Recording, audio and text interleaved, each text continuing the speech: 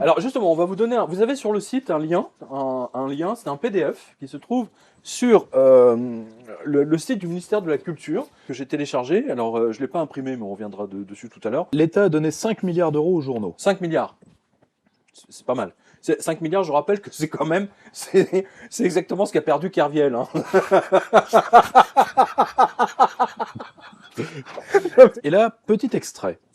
Le Figaro, 18,6 millions. Le Figaro, hein, donc ça appartient à un marchand d'armes. Monsieur Dassault. Un marchand d'avions, pardon, parce qu'ils vendent aussi des avions civils. L'État a payé 18 millions. Nous, donc vous, hein, vous avez payé 18,6 millions. Allez, on va pas être radin. Allez, 19. 19 millions. Alors, Le Monde. Le Monde, 18,2, donc 18,2 millions, donc 18 millions. 12 millions à peu près pour Ouest France. Ouais. Presque 11 millions pour La Croix. Alors attends, là il y a un truc que je comprends pas. La Croix. C'est un journal qui est aussi lu que Libé, grosso modo. Grosso modo, oui. Hein, moi je discute souvent avec mon marchand de journaux, enfin je veux dire, acheter La Croix, je sais même pas d'ailleurs, il y a des caisses qui l'ont pas. Hein, je crois que c'est plus pour abonnement. Donc j'arrive pas à comprendre comment La Croix arrive en numéro 4, alors qu'en termes de vente, au numéro, il est loin derrière tous ces gens. Je pense notamment à Ouest France, parce que c'est le premier quotidien. Alors c'est intéressant, ça. Peut-être qu'il tourne déjà sur des équipes plus réduites. Ah mais non, mais c'est bien, 10 millions, là, vous payez tous les journalistes. Bah, vous payez la masse salariale, hein. Il ne doit pas être très nombreux à La Croix. Hein. Non, ça on est bien d'accord. Alors ensuite, Télérama. Alors ça, c'est un mystère total pour moi, Télérama. Ah, là par contre, en plus, ils se sont pris 10 millions 3. Et attends, leurs ventes sont en baisse de, je crois, de moins 20 à moins 30%. J'en avais parlé sur le site quotidien.com, hein, vous vérifiez. Ils se sont pris une tôle pas possible. D'ailleurs, tous les journaux de gauche, d'extrême gauche, etc., se sont pris des tôles dans les ventes, mais en massive. Mais celui qui a le plus baissé, justement, c'est Libération. Et plus ils perdent de lecteurs, plus on les paye. Bah oui. C'est fascinant. Non, mais déjà, même le principe qu'on peut... Enfin, je sais pas, il y a quelque chose qui m'échappe, là, Alors, Libération, qui lui est à 10 millions. 10 millions, alors, voilà, 10 millions. Télérama, 10,3, Libération, 10 millions d'euros. Aujourd'hui en France, 9,3 millions. Alors qu'en termes de vente, par exemple, le Parisien, parce qu'aujourd'hui en France, c'est le Parisien, est largement devant. Oui. Il a quand même... Il est beaucoup plus proche de lecteurs. Si dans le tas de garder un journal, ce serait le Parisien. Hein, parce qu'en termes de faits divers, il est très très bon, lui. Nouvel Observateur, 9,3 millions. Notre ami Claude Perdriel. L'Express Monsieur Barbier. Du garçon serveur, 7,2 millions. Et Non, c'est celui qui porte la petite culotte rouge de Madame Brunier autour de son cou. Ah. Bah, c'est elle qui lui a offert. C'est pour ça qu'il porte son écharpe rouge tout le temps. Ah oui, mais c'est vraiment... C'est du fétichisme. Oui, mais enfin, ça lui donne... Moi, je comprendrais le fétichisme des culottes et des banylons, hein, mais une écharpe, je comprends pas. Mais bon, pourquoi pas chacun son truc. Hein. Ouais, ça lui donne un air de garçon serveur. Moi, quand je le vois, je me demande ce que l'Express va encore me servir. Non, vous savez, ça... Télé 7 jours, 6,9 millions, donc 7 millions. Alors, ce qui est intéressant, sur cette liste... Télé 7 jours. Mais je comprends pas pourquoi on finance un journal de télé. Qu'est-ce que ça vient faire là-dedans? Encore qu'on finance éventuellement la presse d'opinion, on va dire ça comme ça. Hein, l'humanité, hein, pour pas qu'ils disparaissent totalement. D'ailleurs, vous avez vu, hein, l'humanité, l'État a effacé sa dette de 4 millions. Donc il faut rajouter 4 millions hein, pour l'humain. Et ce qui est intéressant là-dedans, c'est que vous trouvez également nous deux. J'aime beaucoup nous deux.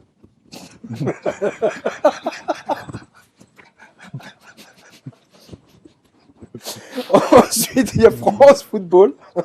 Ça m'entend rien. France Football. Et Rustica. Pour les gens qui ont la main verte. Ah. Voilà.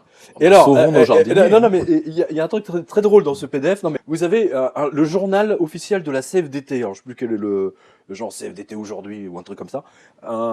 Et qui eux-mêmes sont payés par l'État au nom de la pluralité. Alors, je vois pas très bien ce que vient faire là-dedans la CFDT. Il est insupportable qu'un organe syndical qui doit représenter les intérêts qui sont les intérêts de travailleurs se retrouve dans la main de l'État. Dans le temps, on appelait ça les syndicalistes jaunes, c'est-à-dire les syndicalistes traitent à la classe ouvrière. N'oubliez pas, j'en ai parlé sur le blog il y a un mois ou des gens un qui mois et sont demi. plus lus, je rappelle. Quand même. Le groupe Le Monde recevait, je ne sais plus si c'est 20 ou 30 millions d'euros par an de la part de l'Union européenne pour la traduction de ce site en différentes langues.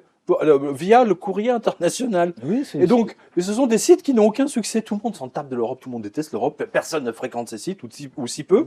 Hein, et à partir de ce moment-là, donc l'Union européenne a supprimé les 30 millions et le monde là doit licencier maintenant. Et quel est l'un des organes de presse qui défend bec et ongle tout ce que fait l'Union et qui s'attaque à tous les eurosceptiques? Le Monde. Oui. Donc, donc forcément. Mais ceci explique cela. Ils étaient payés, quelque part. Voilà, justement, je suis content de... ils étaient payés, je veux dire, attends, ils avaient une relation directe avec l'Union européenne, 30 millions par an, c'est cool. Oui. Ça permet de voir venir, quoi. Mais on voit aujourd'hui l'état de pourrissement de la presse nationale, parce qu'aujourd'hui, c'est de la presse de mercenariat.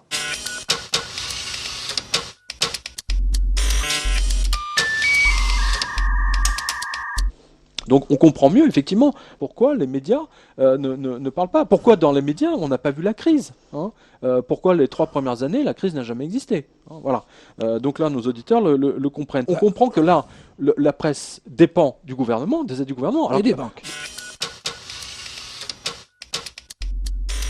Le monde des journaux et des médias officiels est touché de 2 façons.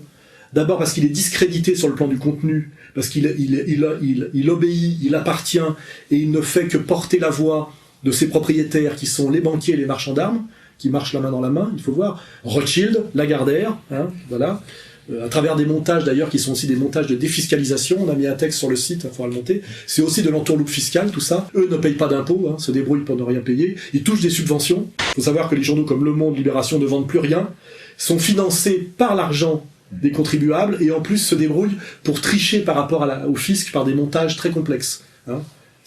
Donc c'est vraiment c'est de la voyoucratie intégrale. Plus personne ne les lit parce qu'ils ne font que mentir et sont totalement disqualifiés.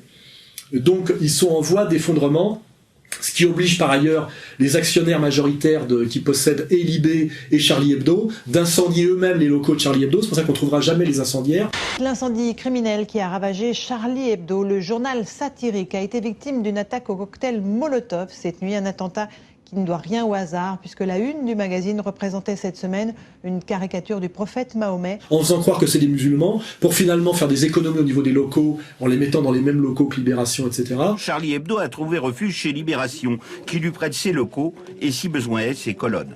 Pour à la fois vendre un numéro spécial en disant qu'ils sont attaqués par les musulmans, alors que c'est une escroquerie à l'assurance. Tout ça est une réalité. Et c'est pour ça qu'on ne trouve jamais les responsables, les incendiaires des locaux de Charlie Hebdo, alors que la police devrait chercher jusqu'au bout qui est l'incendiaire de ces locaux. Parce que c'est un peu que c'est du 11 septembre du pauvre, vous voyez. Ce sont des opérations auto-commanditées. Tout ça, je le dis avec certitude. Hein, voilà. C'est pour ça qu'on n'enquête pas plus sur l'incendie du Crédit Lyonnais que sur l'incendie de Charlie Hebdo, parce qu'on sait qui est derrière. Voilà. C'est une manière de réduire les coûts, d'essayer de se rendre à peu près crédible et de relancer les ventes en période d'effondrement. Or, il est dans la logique finalement que tous ces médias s'effondrent totalement et finalement ces médias qui fonctionnaient sur une logique de marché et économique n'existeront plus à la fin que comme existe la Pravda, comme finalement média unique de l'appareil d'État, contrôlé par le grand capital et payé par vos impôts. Vous verrez qu'à la fin, ce sera ça.